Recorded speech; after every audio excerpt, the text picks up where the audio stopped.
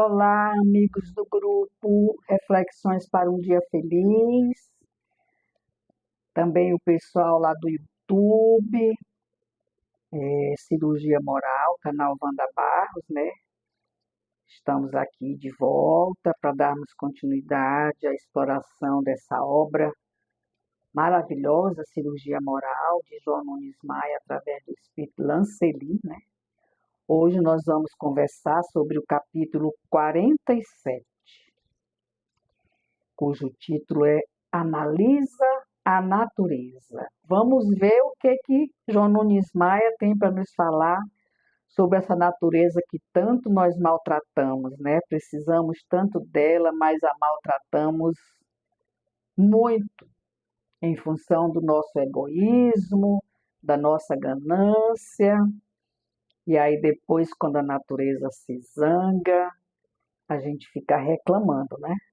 Então vamos ver quais são as orientações que o João Nunes Maia, através do Espírito Lancelin, nos dá de como devemos proceder com a natureza, que nos dá tudo de graça, né? Água límpida, o ar puro, né? A vegetação, os peixes, os rios, o mar, tudo de graça para a gente.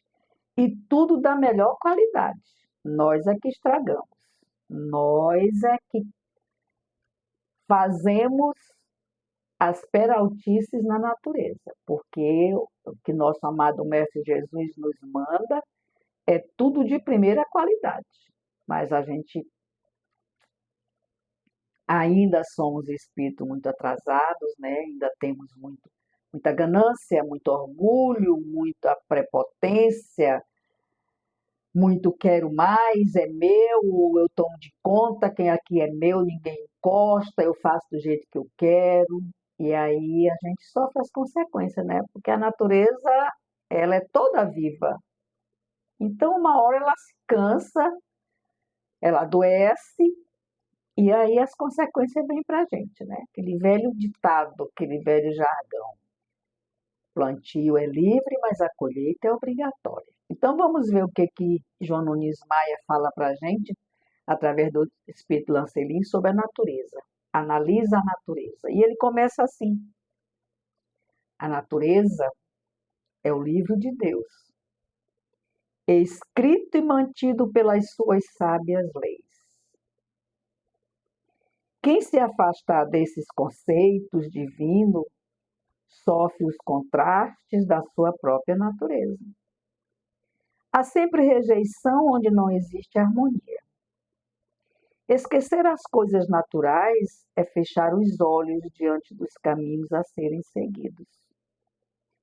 O homem inteligente pesquisa na fonte geradora o comportamento das coisas e estuda com grande empenho. O homem inteligente pesquisa na fonte geradora o comportamento das coisas e estuda com grande empenho a vida vegetal, a vida animal, para depois começar a compreender a sua própria vida, que se manifesta ante as suas necessidades, por misericórdia e bondade divina. Gente, essa leitura, ela parece ser tão linda, tão linda. Quando fala da natureza, tudo é belo, né? A gente se emociona, a gente olha para trás e vê quanta besteira a gente já fez nesse planeta, né? Como a gente já maltratou o planetinha azul. Ah, Senhor. Continuando. O corpo humano tem grande analogia com o universo. As leis que regem garantem o outro. As leis que regem, um garante o outro. Isso, né? As mãos que fizeram um estruturaram o outro, com o mesmo amor e a mesma sabedoria. O complexo humano é, pois, um universo em miniatura. Gente, vocês já pararam para pensar como a máquina humana é perfeita, tudo no seu devido lugar, nem mais nem menos. O que acontece demais somos nós que colocamos. Até as nossas gorduras viscerais é culpa nossa, porque a gente não chega aqui gordo, não. A gente chega aqui perfeito. A nossa infância é perfeita. Aí a gente vai crescendo, não fica satisfeito com o nosso corpo, começa a mudar. Agora tem uma tal de harmonia facial que tem vezes que você nem conhece mais a pessoa, transforma, muda totalmente a feição da criatura. Meu Deus! Mas cada qual com a sua alegria, né? Cada qual feliz com o seu jeito de ser, né? Mas nós somos tão perfeitos, né? Braços, dedos, as unhas, os olhos, a boca, o nariz, o cabelo, tudo cadenciadamente perfeito. E a natureza, então, planta que nasce no deserto, flores belíssimas, e o campo dos lírios que ninguém planta, e as aves que se alimentam, que sabem buscar o seu alimento, que sabem ir lá na água mergulhar quando está com calor e beber água. A natureza é perfeita, começando por nós. Continuando. As primeiras lições escolares, quando os alunos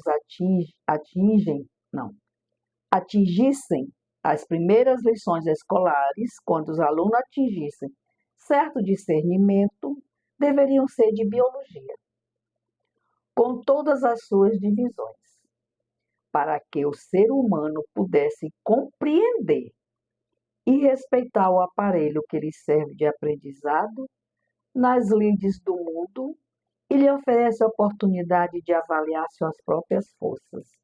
Mas a biologia, ela nem tem valor. O professor de biologia ganha tão pouco, né? A gente está mais preocupado com a ciência, com a matemática, com a física, com a química, com as matérias exatas, né? As da área da saúde. A gente não tem muita procura, não. Na universidade sobra vaga. Não sabendo que está dentro da biologia o início do nosso entendimento, do nosso conhecimento, para cuidarmos dessa matéria que nos é dada para vestir o nosso espírito, para que a gente possa ter a possibilidade, a oportunidade de vir para o planetinha azul, refazer a nossa caminhada. Mas a gente só pensa no corpo, na matéria, como vaidade. É assim caminha a humanidade. Ainda, né? A reencarnação é como que um prêmio entregue ao espiritismo para a sua evolução espiritual. E a segunda lição que deveria ser ministrada aos iniciantes no saber seria a função das leis espirituais. Hoje nem religião nós temos mais nas escolas. Na minha época tinha religião. E se pegasse muita falta, ia reprovado, porque falta reprovava. Hoje nem religião tem mais. As coisas mudaram muito, né? Para pior, infelizmente. Ainda. Mas quando está bem ruim é porque vai melhorar. A gente não tem esse ditado? Quando a coisa está bem ruim, está bem apertada, é porque vai melhorar. Vamos acreditar. Continuando. Repetindo. A segunda lição que deveria ser ministrada aos iniciantes no saber seria a função das leis espirituais, que chegam ao nosso conhecimento como leis morais. A criança deve participar desse empenho de Deus para a nossa felicidade. Elas são ensinadas, mas a assimilação melhora se dá através da visão do exemplo.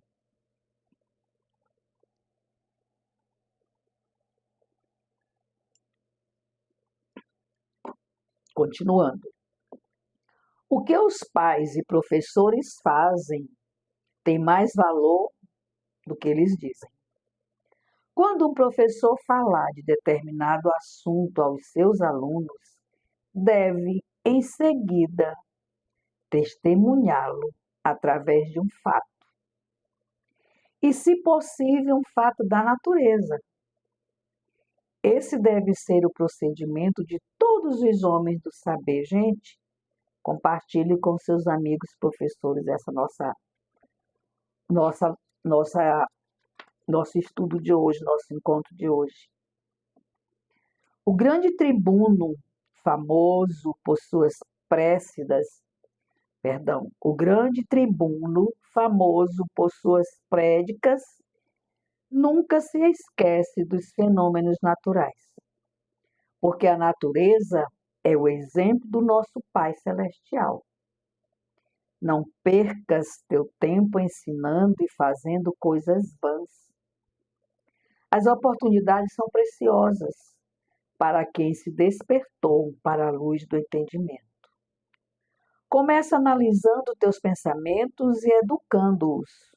Começa analisando tuas palavras e disciplinando-as. Começa analisando os teus atos e corrigindo o que exige de errado.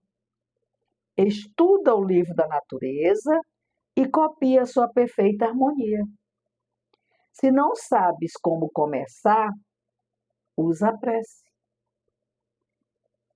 que ela lhe dará a visão indispensável para tal evento espiritual. Muitas das vezes, a gente vai participar de um espírito, de um estudo evangélico, ou de uma palestra evangélica, ou de uma mesa de uma roda de conversa evangélica, a gente chega sem nada na cabeça. Aí começa a surgir os assuntos. De repente, tu entra no assunto, tu dá uma aula, depois, meu Deus, fui eu que falei? E eu sabia disso?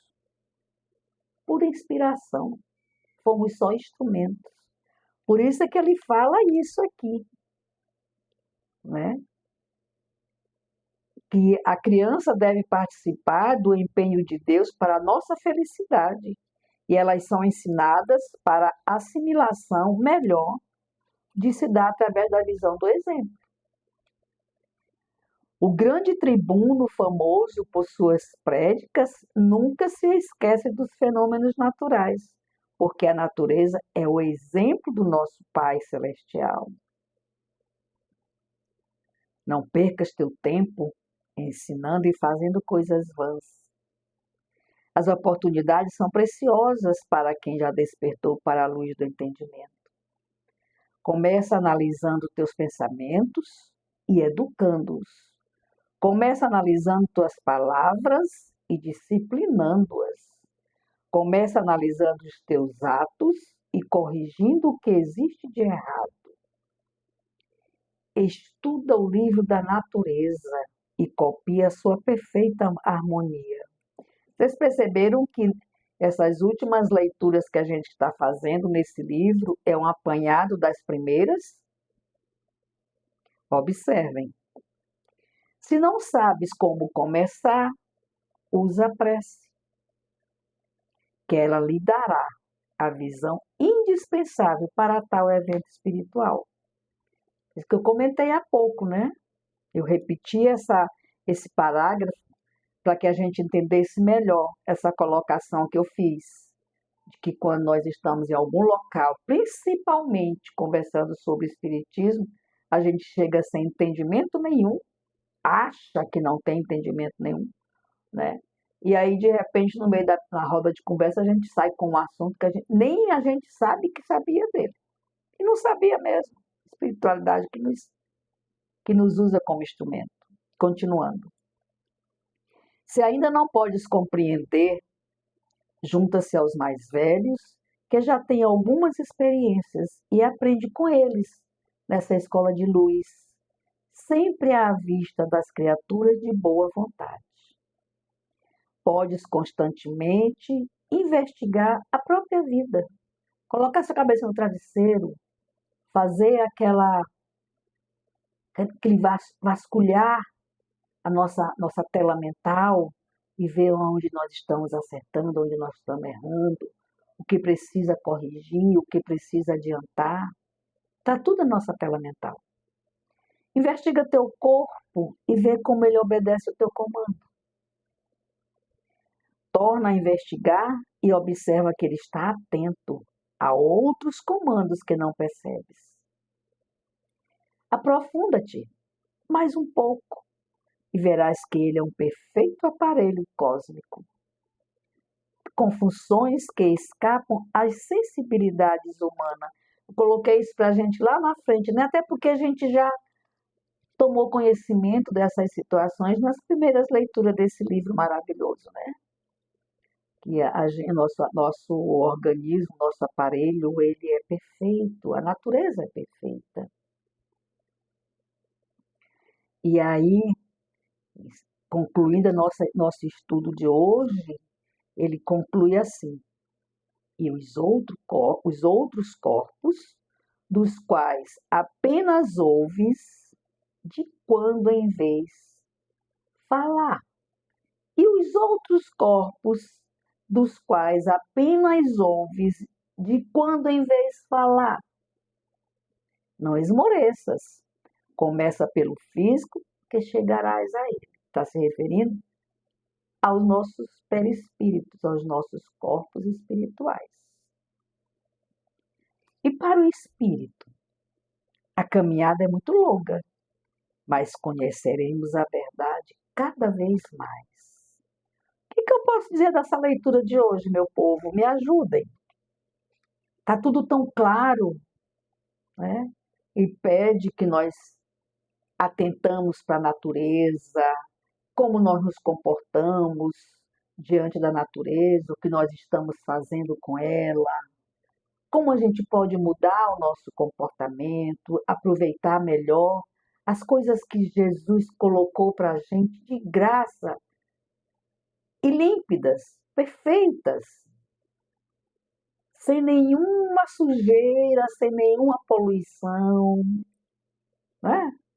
E a nossa matéria, o nosso corpo físico, o nosso organismo, os nossos sentimentos, os nossos ouvidos, a nossa boca, os nossos olhos, o nosso olfato, é tudo tão perfeito. Vamos cuidar mais, né? Tentar cuidar melhor. Lembrar que nós ganhamos tudo de graça. Mas dizem que o de graça não tem valor, né? É assim que a gente fala ainda, que o de graça não tem valor. Mas a natureza, ela precisa ser valorizada. Ela está toda de graça para a gente aí. A gente só precisa cuidar dela e de nós também, para que nós possamos continuar com ela, usufruindo das benéfices da natureza, da nossa matéria, do nosso corpo, né? E assim a gente encerra esse bate-papo tão gostoso que nós tivemos hoje, né? Agradecendo a espiritualidade amiga essa oportunidade, agradecendo a nossa Divina Mãe Santíssima por estarmos aqui nesse momento reunidos. Fiquem todos com Deus. Que Nossa Senhora cubra todos nós com seu manto sagrado. Que ilumine nosso caminhar, que ilumine nossa mente, nosso comportamento, a nossa vida aqui no planetinha azul, para que a gente se torne estrelinha lá no céu, quando desencarnarmos. Não esqueçam de compartilhar. Até a próxima.